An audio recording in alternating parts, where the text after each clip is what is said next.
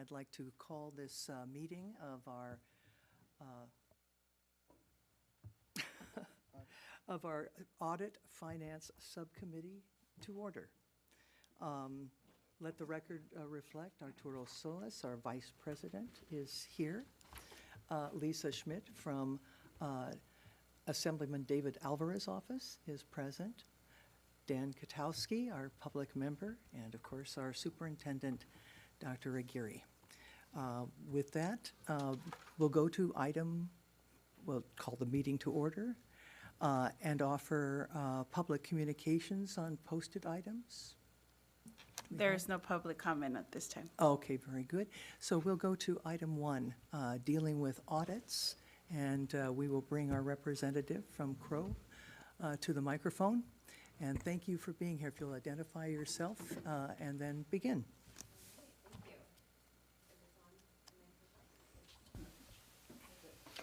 Can I do a quick? Hello. Can I do a quick introduction? You have the control. I see. Oh, got it. Okay. Could I do a quick introduction for you to get Yes, started? go ahead. Yeah. So we're bringing, so good afternoon, everyone. We are bringing Elizabeth Sav here. She's a partner with Crow. What she'll be presenting today is also items that are going to be going to the board next Monday. It's the client service plan. We've been working closely with her team and starting to map out the activity for the 24-25 fiscal year. And so she'll go through those specifics, as well as we have the different engagement letters for the bond measures for Proposition O and for Measure DD, the scope of work that they'll be doing there, along with the district wide as well. So we've been preparing, doing some of that work and mapping that out. So. All right, very good. And is there anything else you would like to add? Yes, so I'm Elizabeth Sav. I'm an audit partner with Crow, and I'm going to walk you through our client service plan. It says 14 pages, but there's a lot of white space in there, so don't be alarmed at all of that. Thank you, Ceci. Yes, perfect. So the client service plan is the kickoff of the 2025 audit. And so this is where we talk to those charged with governance, yourselves, about what's our plan, how do we plan to approach the audit. It is, and as you would read through in this letter, it is a working document. This is not exactly how we will carry things out.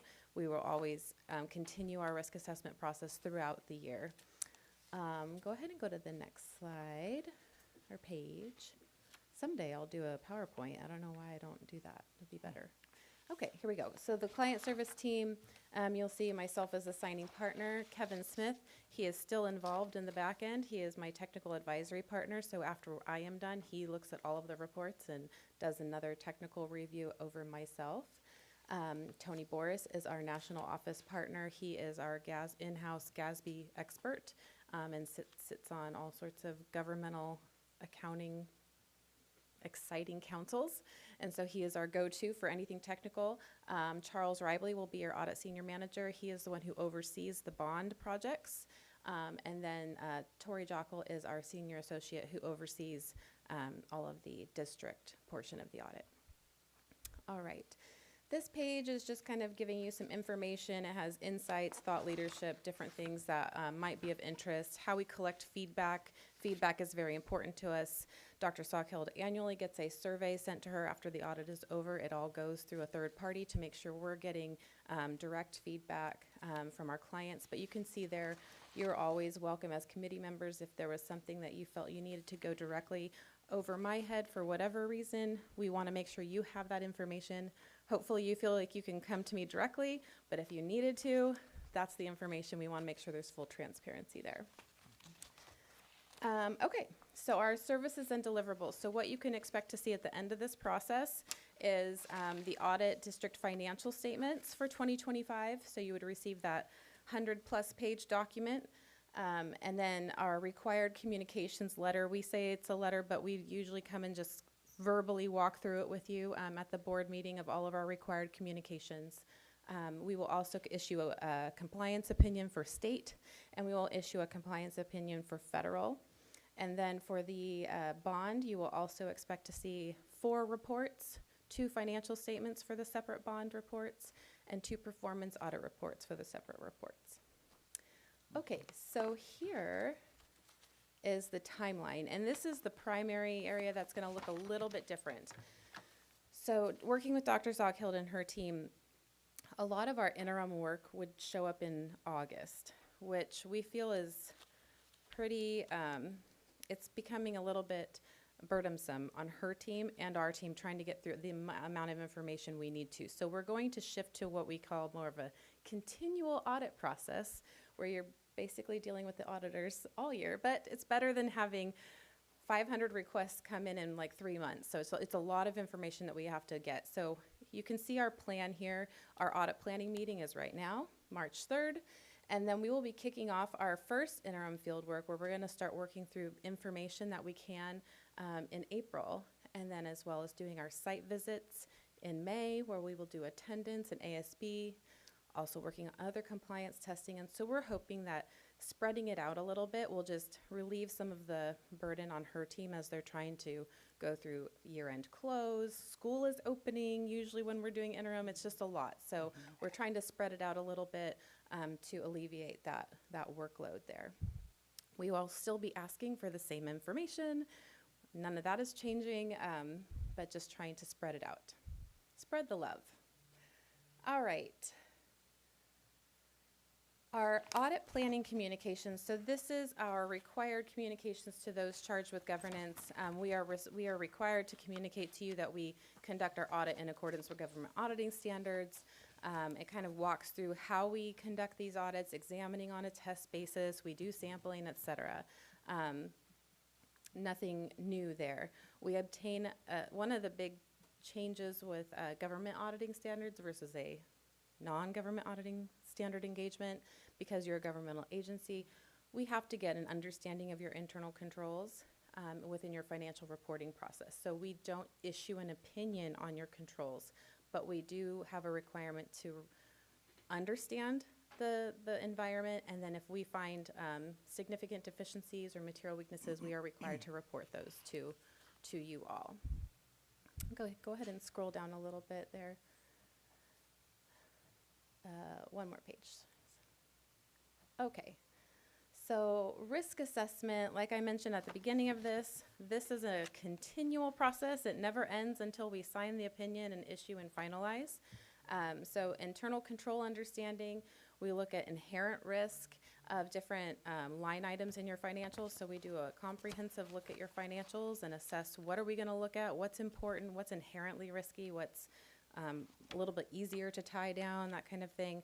And then we also inquire of those charged with governance. Are there areas that you guys are concerned with in regards to fraud, susceptibility to fraud? Are there suspicions that have been brought to your attention that you need to let us know? So that's all part of our risk assessment. In addition to that, we also talk with management, and we have a requirement as in our auditing standards to interview personnel throughout the district, not just within management, at random about fraudulent activity, if they've ever been asked to do something untoward, if they feel like they can, if there's an open door policy, various questions that we're required to ask. All right. Just a reminder at the top of that page is that we conduct our audit using the concept of materiality. So we do not look at 100% of your transactions. That would be horrific. That would be a lot of work, and nobody would want to pay for that. So we definitely do things on a materiality basis. And when you look at your financial statements, we don't have just one materiality threshold over everything. We have separate materiality thresholds based off of the funds that we're looking at. So for example, your cafeteria fund has less activity than your general fund, so you would want different materiality thresholds for that. So this is just a reminder that we do use different calculations for different opinion units that we look at. Significant risks. So looking at a school district, these are the areas that we would consider significant risk. This is not an all-inclusive list. This is just what we, off the bat would know offhand is going to be a concern.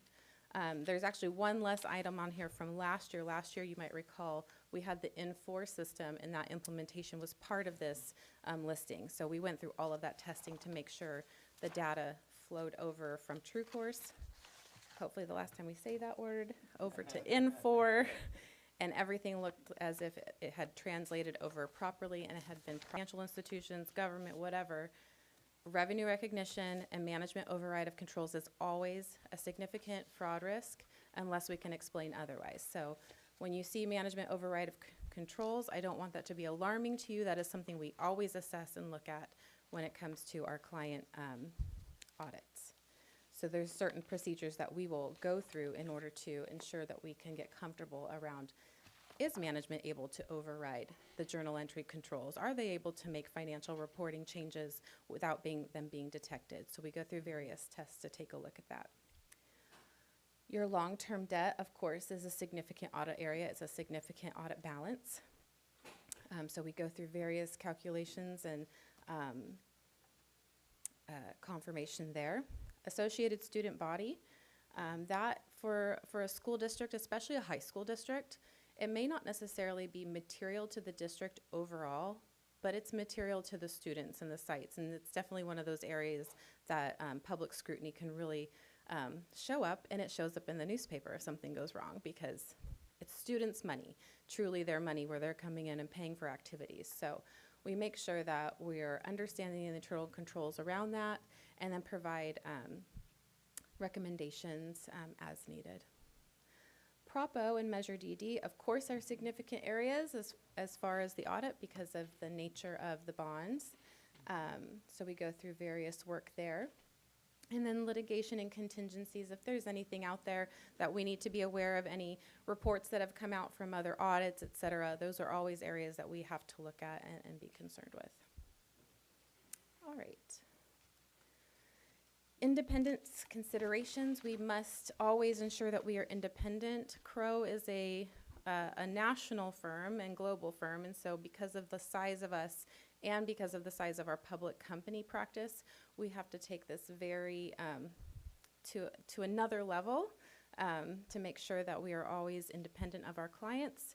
And so I can affirm to you that from all of the work that we have done, we are in fact independent of the school district, where we have no familial ties or employees seeking employment here, that kind of thing.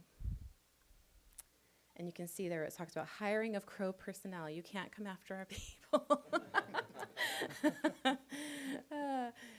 Okay, fraud risk discussion before, sorry if it says you one more, no, it's okay. So fraud risk discussion.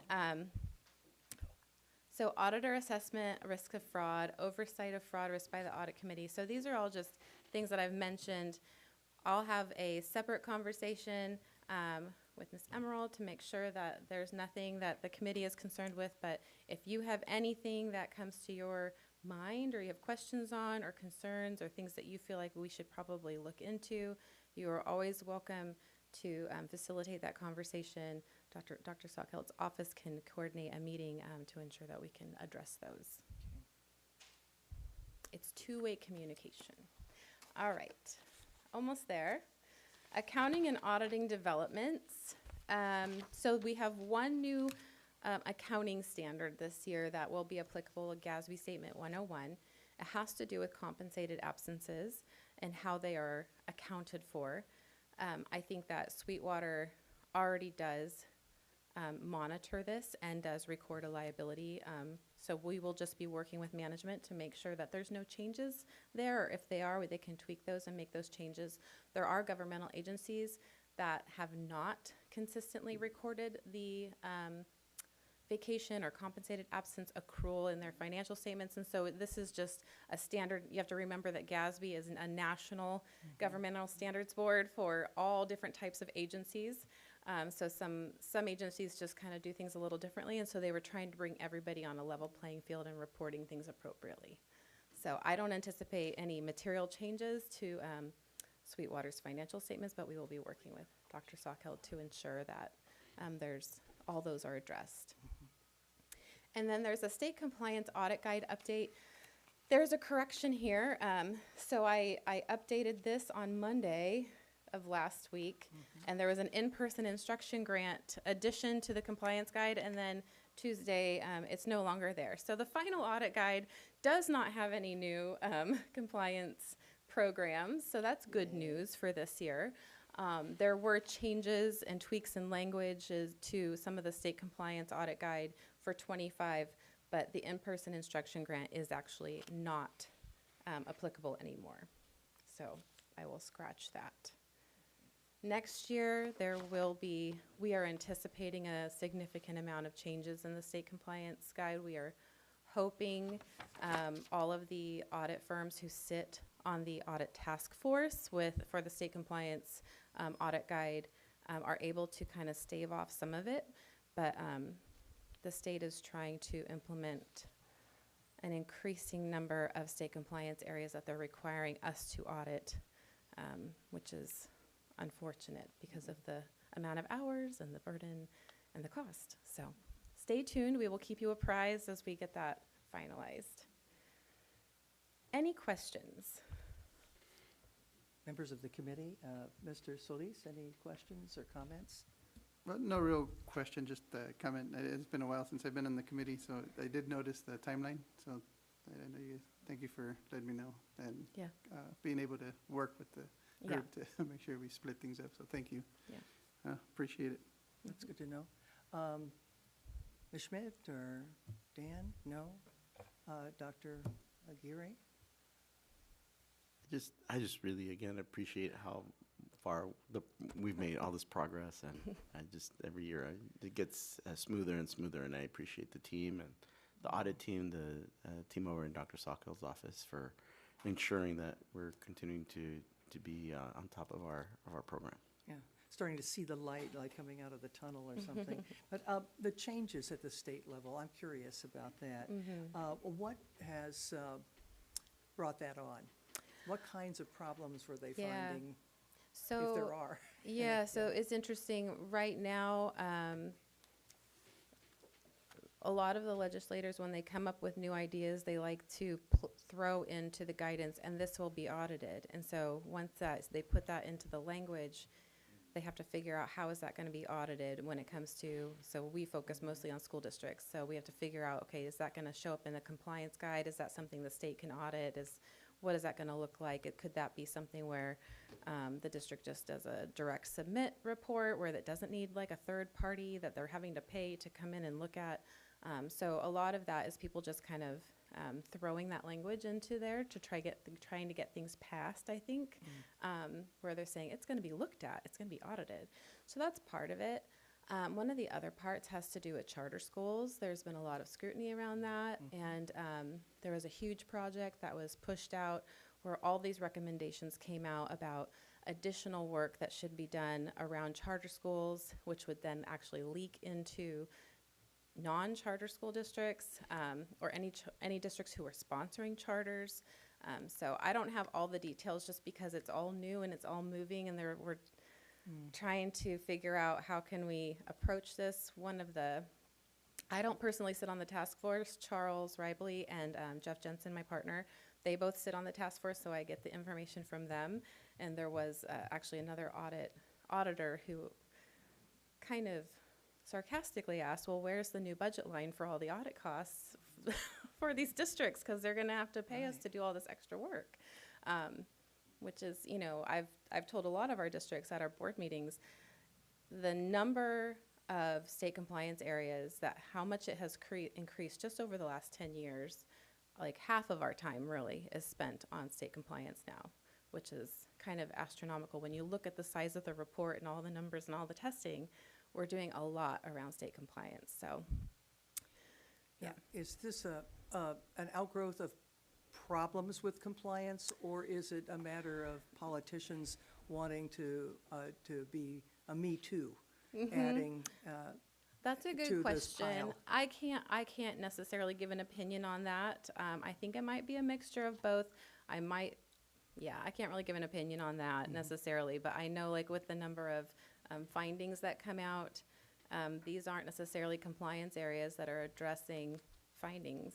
So it's new areas. They're adding on. We used to get the audit guide and they'd strike out maybe 3 different areas and then they'd add 3. And so it was kind of like a give and a take. And now it's just add, maybe take out something that had to do with COVID and it's no longer applicable. So And I have a great example, if I may, Chair Emerald. So one of the things that during COVID, we were asked to do interim LCAP reports, which was something totally kind of that came out of left field. We then adjusted, we exited COVID, yet the mandate remains. So that's just one example. But it really is very often nowadays, it seems to have, quite frankly, it seems like we're going away from the local control accountability and it's becoming state controlled accountability. And if that's the case, at least the least that could happen is to change the title back to state accountability plan.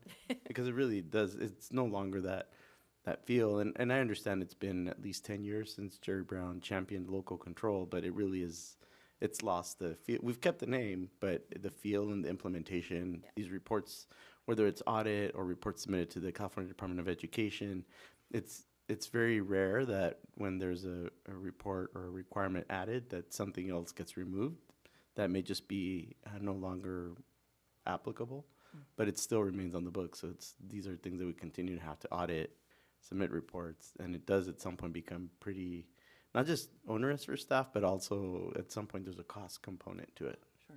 A lot of it is the political process too. Everybody wants to pile on and Yes. me too. And before you know it, you've got something that's almost impossible to regulate, to understand, or to implement in a way that isn't going to have impacts down the road. So this is the kind of picture going forward that we need to be aware of. Yes, so as more of the information comes down, usually the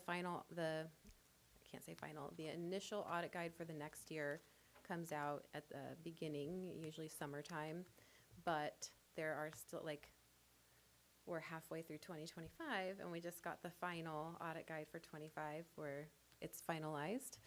So it could be ever-changing. So we will keep you apprised as we know of what's going to be happening and what's going to impact the district. Oftentimes we will share with Dr. Stockhill in her office, hey, this is what we're seeing is redlined, but it's not finalized, so just heads up, just so that they can prepare, because it's not quite fair to expect compliance in certain areas when you're halfway through the year. So have we received copies of these potential new guidelines? Not yet. Are I copies think out there? there's no copies out there. Yeah, they're still in discussions. The task force is still meeting, and so there's nothing out in paper quite yet. Okay, well, Yeah. if we have any local reps who are involved with that, we probably ought to reach out to them and see if they can enlighten us as to the kinds of changes that we're looking at and the potential impact on our schools, the work we do, and our ability to pay for it. Right. Okay. Yep. Anything else you'd like to add? Nope, that is it for the plan for this year. Our Oh. intentions. Yes. Well, intentions are one thing, getting it done, and Yes. not having obstruction Yes. along the way is a whole different matter. Yep. Any other comments on this particular issue? No. Are Did we you want me gonna- to talk about the engagement letters, or Yeah, you I think that's good. you got that? No, I was Oh, going I to say, can- highlight that. Okay. Yeah. Yeah, so here, we have engagement letters for the district audit, and then we have an engagement letter that's for the two bonds. We've combined them into one letter. At the very top, you see that this is statement of work number 2, in accordance with your independent contractors agreement. So when you went out and did a request for proposal for audit services last year for 5 years, we established a 5-year statement of work under an independent services agreement. So all of that is solidified, and so these two letters are in accordance with all of the fees that were outlined and approved, but we are required to issue a separate engagement letter for each fiscal year. So that's what these are. You'll see one here, this is for the district, and then the second one here is for Propo and Measure DD bonds for 2025.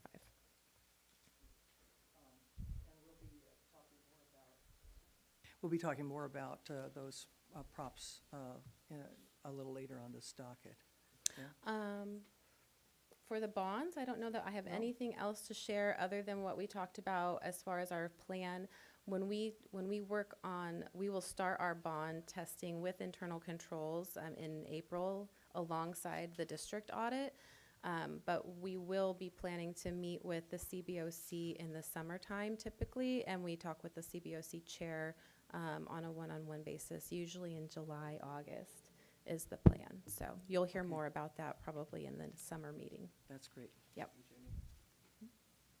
And I want to draw a distinction here. You approve a contract, and in that contract, it states that we will also sign engagement letters with the specifics. And so you aren't being asked, yous in your board role are not being asked to approve an engagement letter because you've already approved a contract. So you'll start seeing, we're working with all of our audit firms and our bonding firms, et cetera, to do that so that you will see it that way.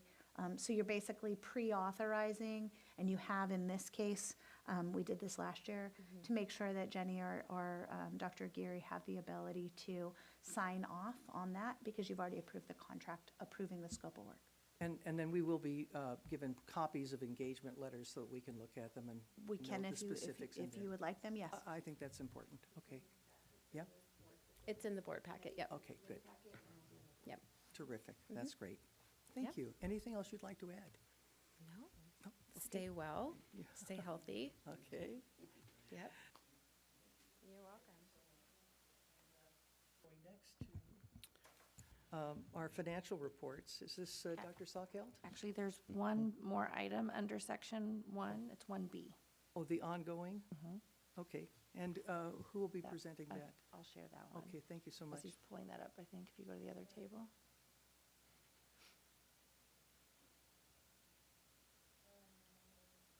It's, yeah, the other ongoing and completed. While Ceci pulls that up, it's a table in your packet. It's just a snapshot of any programmatic or other external audits. So it just highlights, we've completed quite a few of these, just kind of shows the activity for the year. And so the only changes we've added now, the 2025 audit work that Elizabeth just shared earlier. We do have one item, which is the AB 139, which goes back to 2018. The last component that we needed to implement was the payroll timekeeping and leave management system, and that was done over the summer. So we'll be bringing that forward for the board as a matter of us doing that last corrective action plan and completing that component. What is the impact of that? Financial impact, timing? I mean, at this of- point, it's just more of it was the last component of the Enforce system to get us on that and moving completely, as Elizabeth mentioned earlier, from the True Course system. Okay, terrific. You're And pe- did you want to say You're something? peeling too? the scarlet letter off. Yes. You're mailing the You're scarlet letter? peeling The scarlet letter. off. That's what it does when we finalize the AB 139. The AB 139 said, oh, we have some issues, and we've corrected all of those issues, and this was the one we had to build a system. Okay, so we're peeling it off, and eventually, you'll bring us up to date. Different letter, yeah. Okay, terrific. So we brought that to the board before, just with an update, Okay. all those items. Anything else on that particular matter, be the ongoing and completed information? And that's it, under the finance section. Okay, good. You mean the financial reports? And on Okay. the financial report there, I think then says if you go to the Mhm. first interim.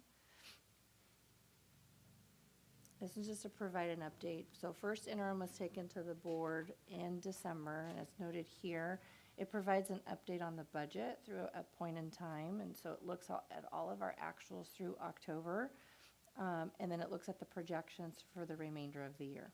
It's also the board's opportunity, there's two opportunities, first interim and second interim, to also certify the district's financial position for 3 years, the current budget year plus 2.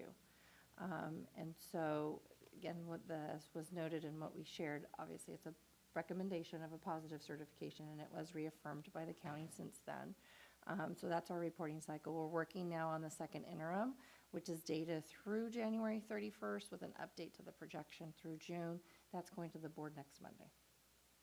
And I think if you go to, let's see, slide, yes, this here, I think just highlighting this particular assumption, because this is also, as I mentioned, point in time, is before us receiving the governor's budget, which was released in January. So some of our assumptions at that point, particularly around revenue, which is key variables at the state, including cost of living adjustment. So as an example, when we were building the first interim, it was a 2.93 COLA, and what we received in January is a 2.43 COLA. So there's some variations there in some of the work that we're doing and providing some updates. But we also have updated student enrollment numbers, updated average daily attendance numbers. So all of that gets factored into what we're preparing now. So it's just a key factor here with our revenues, looking at this first interim. And then I think if we go to the reporting, so what we share with the board too is, and this evolves throughout our reporting cycles. So we had our adopted budget, and we can compare that to our first interim budget.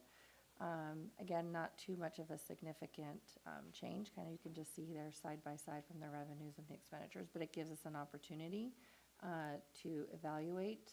The only change there was we incorporated our year-end audit, or prior to our audit. We did have an increase in our LCAP carryover amount, so that's reflected in here at the budget. Okay. And the next one is the multi-year. And then multi-year, you can see where the district's at with our projections. It does reflect a structural deficit in our out years, but as we've shared in the past, we do have reserves, particularly the declining enrollment reserve, that is helping offset that structural deficit. We've also footnoted, because I think that during our different reporting cycles, it gives us an opportunity to also look at our average daily attendance and the factor of whether we need to set aside 2% or 3%. And because the cusp is at 30,000 average daily attendance, right now with our projections, we're either above it or below it. So it's just a footnote. There's something we're going to be monitoring as we progress throughout the next few years in our projections. And that's it. Any questions, comments? If I may, Doctor? sure. Emerald, I just wanted to make a brief comment that we've been, as a leadership team, going through this budget pretty robustly, and thanks in part to that review and kind of some of the decisions we've made in the past. We do not anticipate any layoffs in our district this year. I know it's a topic, that's impacting a number of districts. Given where we are, we do have a structural deficit, that is true, but we also have reserves, which allow us to continue to have a long-term strategy of attrition, as well as identifying some savings, as well as maximizing one-time funds that come our way. So we're grateful for that, and I think it's a total team effort from schools, and very, very mindful here at the district office as well. And thankfully we're in this place. But again, that doesn't mean we don't have to continue to pay close attention to our budget. It just means that we've been able to make this progress forward and continue to monitor our budget moving forward. But thankfully we're in that place for this upcoming school year. Well, we hope so, right? There's a lot going on out of Washington and internationally as well, that affecting price of goods and services and building materials. We're in a period of a lot of building now. Yeah, There are all kinds of issues that could impact us. So you're going to have a lot of people with green binders on their heads. Yeah. And Yeah. just today, there's a lot of instability in the markets. We're seeing that. If you saw what happened at the stock market. So there's instability, and there are things that are unforeseen.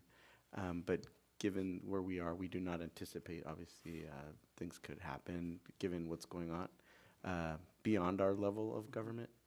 But at the end of the day, we're being, I think, as prudent as possible, and also approaching this as humanely as possible, making adjustments.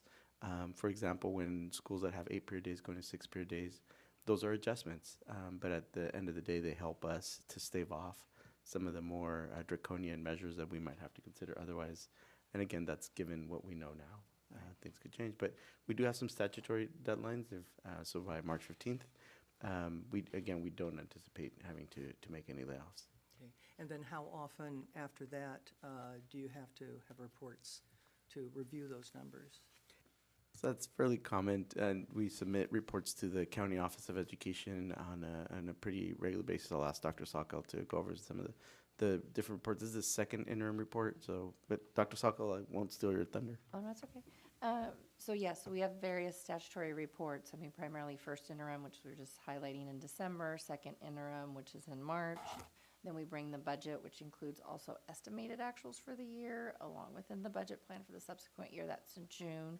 And then we bring the unaudited actuals in September. So those are key statutory reports, along with our audit in December. So we provide the county updates during those timeframes. And we're keeping a close watch on the potential changes in Sacramento to what audits will be required going forward or not required, as have been in the past. Okay. All righty. We go next to the internal audit terms? To be? Okay. The Associated Student Body, of course, we really want to hear about their spend down plans and their balances. I know in the past there have been some issues, and it'd be nice to update that now to see what's happening with our ASBs. So we bring this item typically to the board in December, or sorry, to the committee in December after we've closed out the fiscal year. So we do an analysis of site by site and go through a calculation, because the intent is those fund balances to spend on the students, right, for that current year. So we were going to bring this in December, but we didn't have a quorum, so we tabled it, and so this is why we're bringing it forward here. It's more of an informational item for the committee, because there are associated with those calculations, we have worked with each of those ASBs, and the students then, based on those amounts, determine where the areas that they want the dollars spent, school by school. So we've reviewed that with the principal, with the AP, along with the students, and so they've provided that, and they've already started to spend some of those monies. Again, it just gives you a snapshot of where each school's at and the work that we do with them, and I think we've provided all the supplemental. So here's an example here, like at this particular school, they had to spend about $11,000 of that balance, and this is where they chose to, or submitted their proposal to where to spend those dollars. There are specific items that if it's facilities related, they do need to run that by our assistant superintendent that oversees that area. There's also some compliance items. We do work with Jenny's office along with our compliance officer. So there's some things that they need to vet with other parties before they bring it forward. We're working closely with them to ensure that they're spending this so that by June it's accounted for. And that's a requirement to spend down? It's something we have as a district have put in place, as this group here too, is because there was a point in time that some of these ASBs had significant fund balances, a couple $100,000. So the intent at the time was to evaluate that and ensure that those dollars are spent on that student body, Gotcha. or at least have a plan. I would imagine you got a little bit of. I imagine you got a little bit of kickback from some of those ASBs who have a significant amount of money saved up. Is that for some particular reason, or they just haven't found projects where they have to expend a lot of money? I mean, I know there are some schools that they have saved it for either a marquee or they have like a scoreboard of some sort. They've had those things. So that could be a multi-year type of project. But we've been working with them over the last few years. So they've been starting to utilize those funds. So it's been a matter of communication and understanding that this isn't just money you sit on. Right. You need to put it towards something that benefits the school and the student body. Right. It's a practice we've now had in place about 7 years or so. Okay. We've been working with them. So again, it's that process we work through. As soon as the audit's completed in September, we give them the calculations, they work with their ASBs, and then they give us these forms and we bring it to the committee as an item for review or informational in December. And how often do we just double check on those balances and how the money is being used? So as it relates to the financials, we do review that monthly, and then we send out, so we're coming up on a deadline in March to submit requisitions. So we will work with them starting this month, and as we get closer, so the next quarter, March through June, we're gonna be monitoring this closely. We do have these dollars separate on their financial statements, so we can start to see if they're spending it down. Okay, So well, it's a review that we do with our finance department to see how they're spending it. I'll look forward to hearing the progress going forward. Any other questions, comments from anybody? Dan, excuse me. Yes, page 9 of this document, Castle Park High School. There's, first of all, I look at like a scoreboard as like a capital item. I'm wondering if the district has a policy where they put something on there, a gift from the years of, and then listing the student body years that contributed towards that. I think that would go good for that, for longevity. And then secondly, this is the first time in a number of years that I've ever seen a reserve account on the spend down plans. So can you comment on the reserve plan? I think they labeled it as such, but it's an earmark. So this has been, it's kind of, it's tying to this. They're calling it a reserve, but it's in essence, it's that carve out on their financials for them to spend the dollars. I think it's just probably the wording they used. Yeah. It's their fund, it's in essence their fund balance, and they're setting aside for that purpose. Thank you. Going next to, I think that we've kind of covered these spend down plans, but is there anything else you want to add before we go forward? Okay. Anybody else have any more questions about that? Okay. The internal audit items, ongoing and completed internal audits. Would that be, okay, General Counsel? So the internal audit that has been conducted most recently that is completed to, it's been completed is the instructional minutes audit for 24-25. And that really is as part of the 2-year work plan. Basically annually what we do, the state requires us for middle school to have roughly 54,000 minutes, and for 9 through 12 to have 65,000 minutes. We annually randomly select schools that haven't recently been selected. We chose 9 this year. All of them met the number of days and the number of minutes. As you know, we start by doing that at the front end before the audit looks at it through student services in Sonia Picos and Dr. Moore's area, and all of them came out appropriately, which means if and when we get audited by someone else in the room, it should look good. The other one we're working on right now is we have a school site that we're doing. We got a complaint that came in related to, without coming through the fraud hotline, but came in as a parent complaint, and one of the components alleged some monetary discrepancies, and we are done with, we have a draft on that. And while we didn't find discrepancies, we have some best practices that we will work with the site on, and we'll be able to share a little bit more about that in the future. Okay. Any idea when that will be completed and we'll get that report? So the draft is done, and we, what our practice has been, and in discussions with the board as a whole, and in the movement from audit to legal, we have put the task of reviewing all the paperwork and the submissions into Jen's area, and we are doing the actual kind of, this was an audit that was called for and requested. So we anticipate what our process will be is to meet with the site, to tell them, here are the observations that are made, and to give them some opportunities to suggest some corrective actions upon themselves for updating their processes, so that we can do that collaboratively with a site, as opposed to making them feel like an audit is a hammer, but instead is a learning tool. Because when she does it's a hammer, when we do it, it's a learning tool.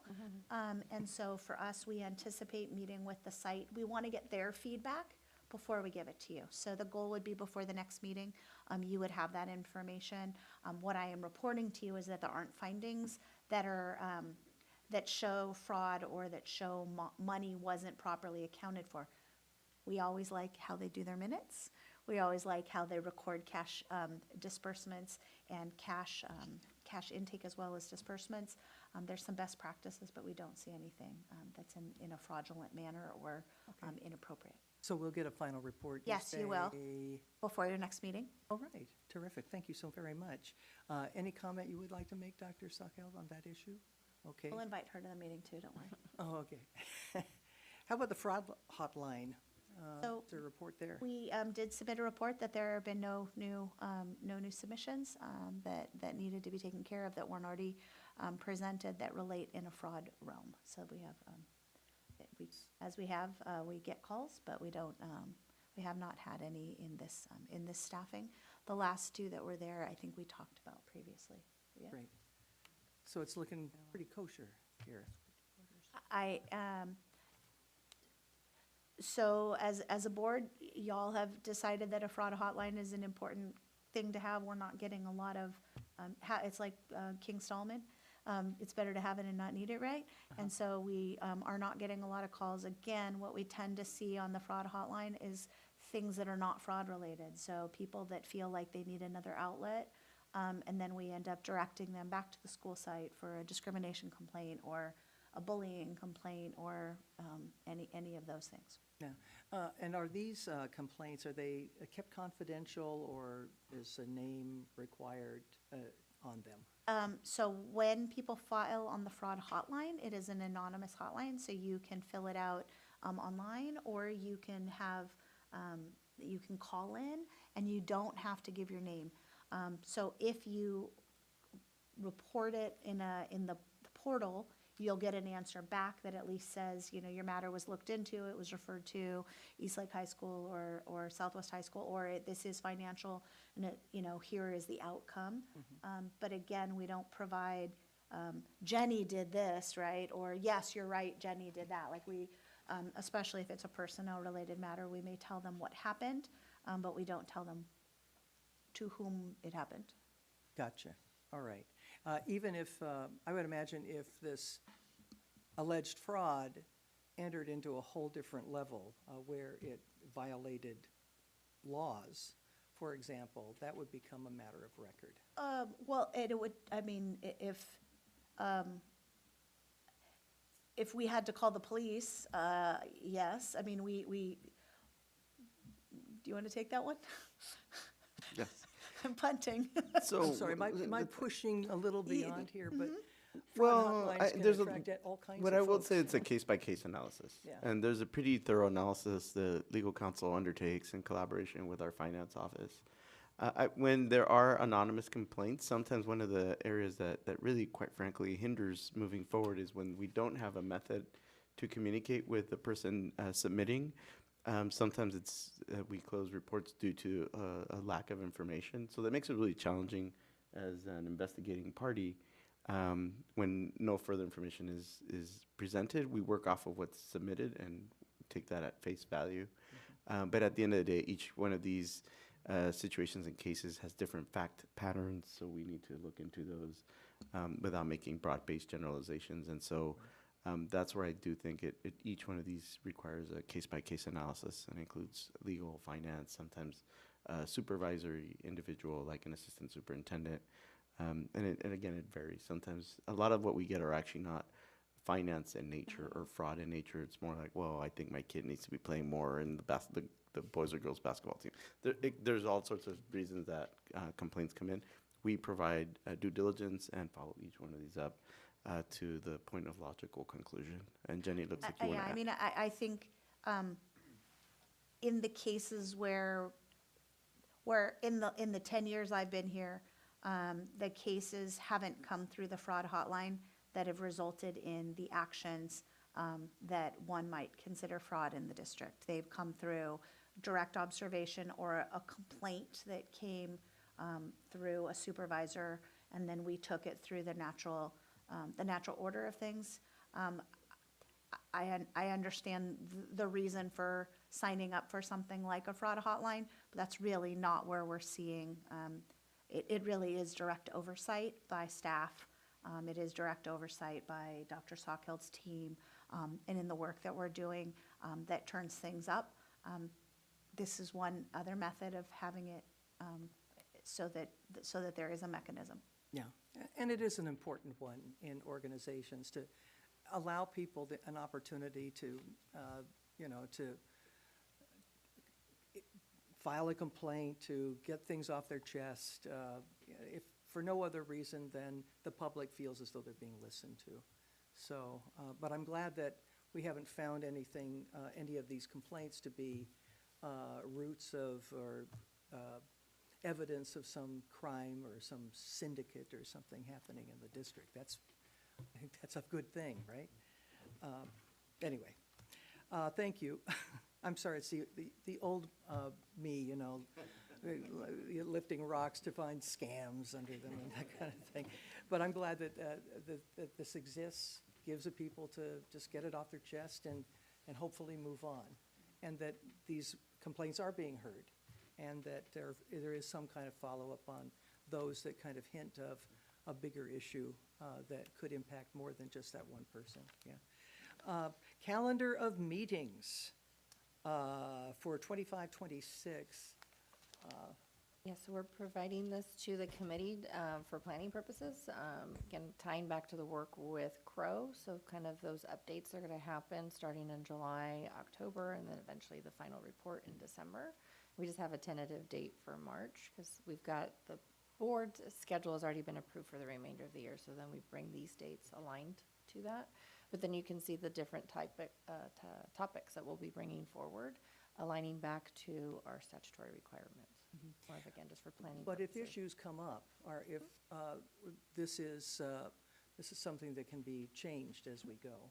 So it's not in stone, and it's, Just the typical items we bring, but certainly, yes, okay. and can be modified. All right, good deal. And I don't have a copy of that in my book, but I would like to get one. We'll We've double got check extra because it copies, was an yeah. agenda, yeah, it should be there. Double check. And then the timeline for district deadlines, is that? This ties you. back to the prior inquiry. It highlights the different statutory items. We were talking about reports and so forth. So this gives the committee, we just bring this every year to kind of provide that as a reference, that you can see when we bring items to the board, what are the specific items and the related education code that we're aligning to. Gotcha. All right. Any questions from anybody here? Concerns? So, reviewing the minutes from the last meeting, are they accurate? Does anybody have an issue with them? No? All righty. It's this deafening silence. Okay, committee member comments. We just need to make sure there's an okay, right? 'Cause that has to go to Everyone's cool? So- the board for action, right? Yeah, okay. And then the committee member comments, if you have anything that you'd like to add to inform us about issues that perhaps we could bring up here. Yes, Dan? It's just a pleasure seeing each year less and less complaints, problems, issues. Oh, nobody's calling the fraud hotline. That's kudos. And it's, to the management and administration keeping it up there because they're confident they're doing things right. So A+. That is something that we should be thankful for, that the actions taken in the past have now reached this position where, we don't have big complaints. And then when we do, we've got a system set up to address them. And hopefully that builds that trust from the community in what we're doing here. And that's a big issue overall.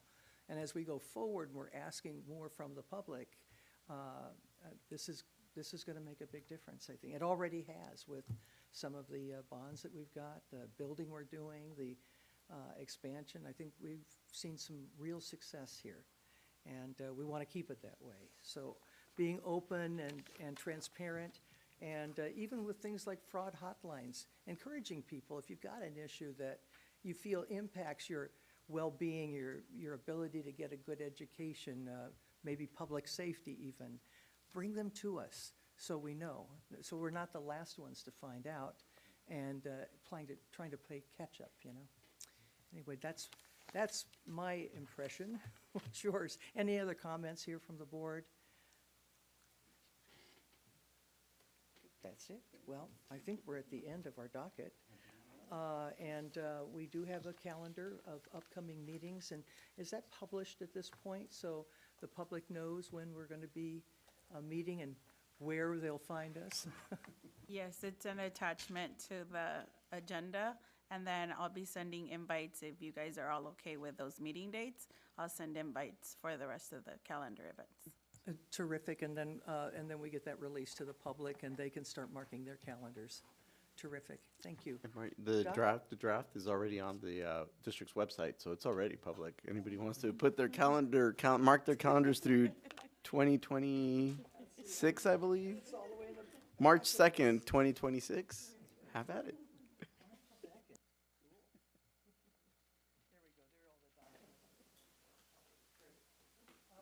With that, I guess this meeting stands adjourned until next month, next meeting.